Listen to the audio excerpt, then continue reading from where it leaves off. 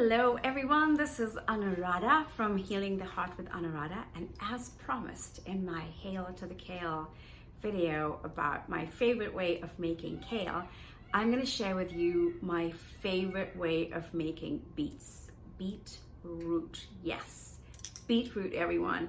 And if you don't love beetroot already, just try this recipe and you are going to fall in love with beetroot.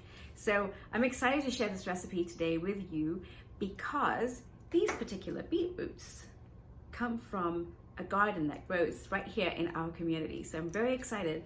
And what I did was I went ahead and boiled these babies up this morning with a fair amount of the stalk. And that's how I generally like to do that, so that I feel like it really kind of holds all the nutrients together and it doesn't dry up the beets at all.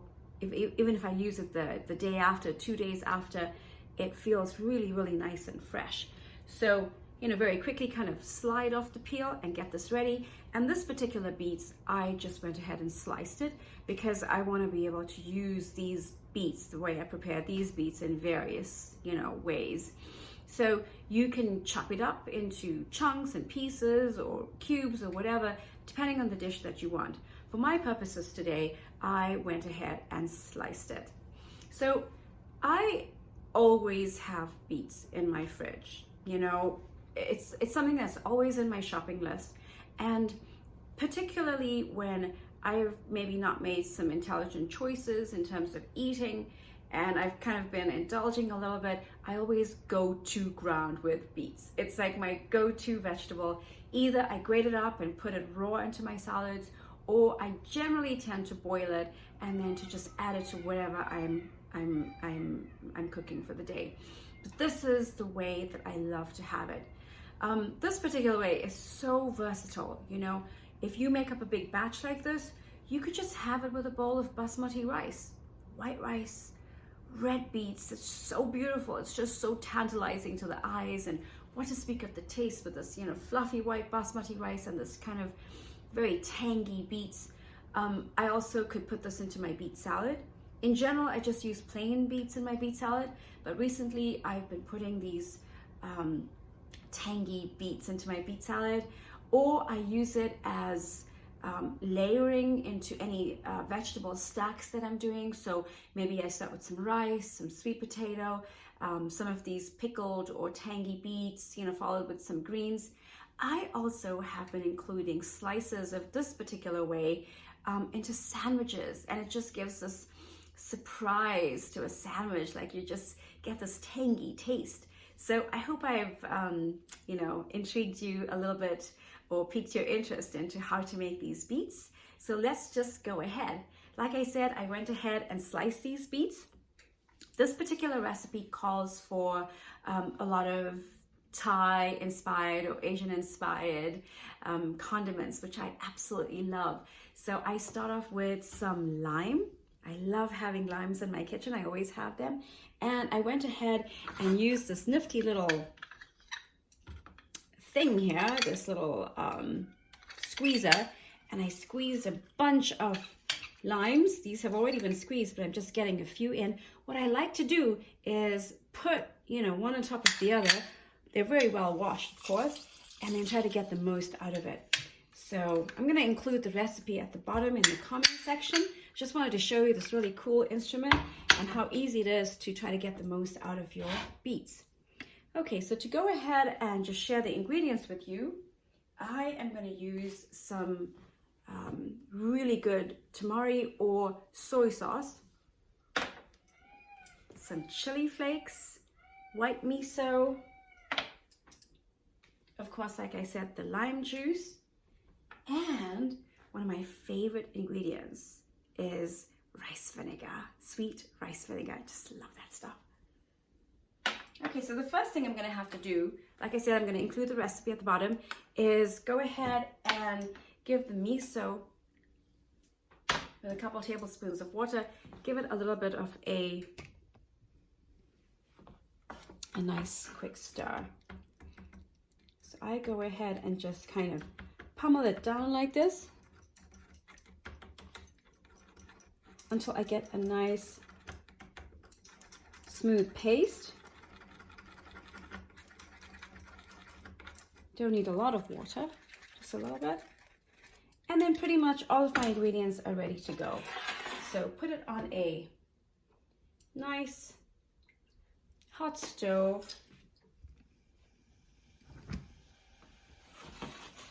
And I just go ahead and add all of the ingredients.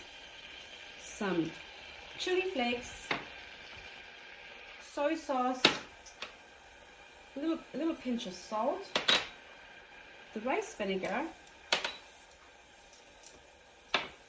and my miso.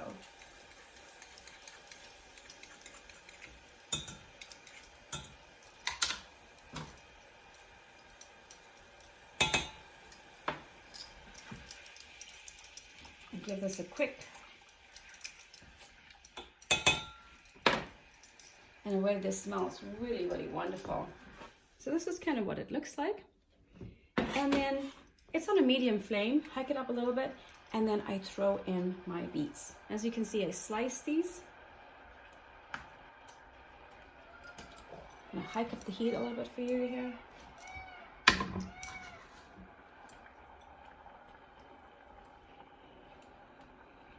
And just give this a quick stir.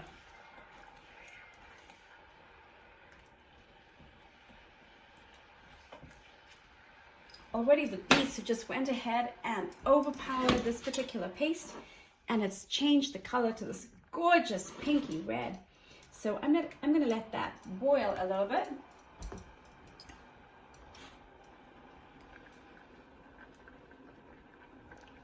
I don't know if you can hear it, but those beets are bubbling in that concoction.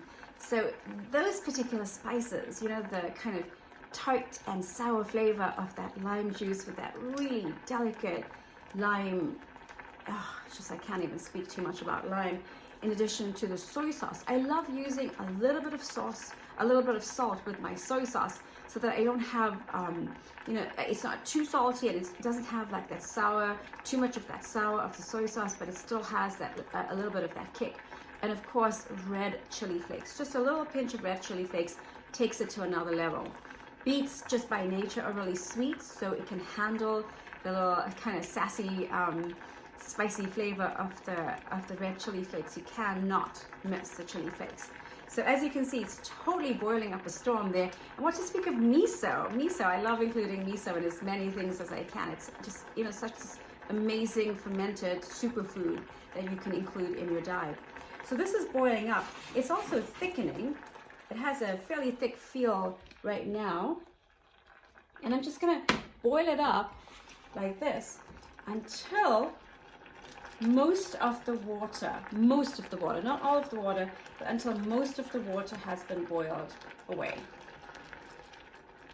So just giving it a quick stir here. I'm just gonna let that go. Now I'll stop the cooking process when most of the liquid is gone, and that's just what it is. It's just kind of marinated after it's been cooked. I try to think of it as like twice cooked beets, maybe. Now another step that you could add if you wanted to really caramelize and kind of, you know, trap all that flavor.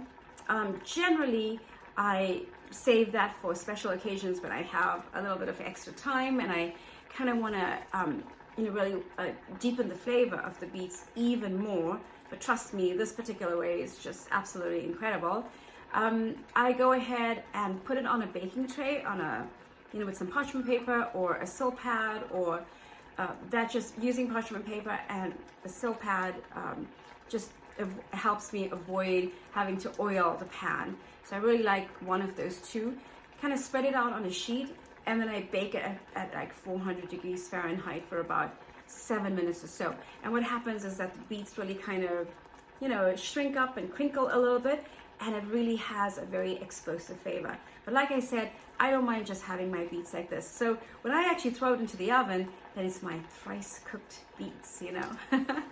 So also a fun byproduct of cooking and handling beets is beautiful pink fingers. So I hope that you enjoyed this video. Once all of the liquid has been dissipated, you just turn it off, let it cool down, and then add it to your favorite dish. Let me just give you one last look at it.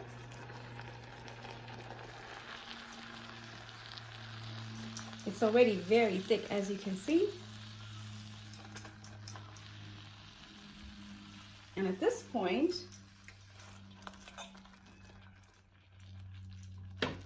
I'm happy to just turn it off the flame and let it cool down. Okay everyone, so that is my incredible beets recipe, beetroot, and I hope you include it in your repertoire of cooking, especially try it with the kale salad. And go ahead, if you haven't already, subscribe to my channel and follow us on Facebook with Healing the Heart with Anuradha, where sometimes I go live. And keep watching, and I hope to keep sharing some of my favorite recipes with you. So take care, be safe, stay healthy, and I look forward to seeing you soon. Bye-bye.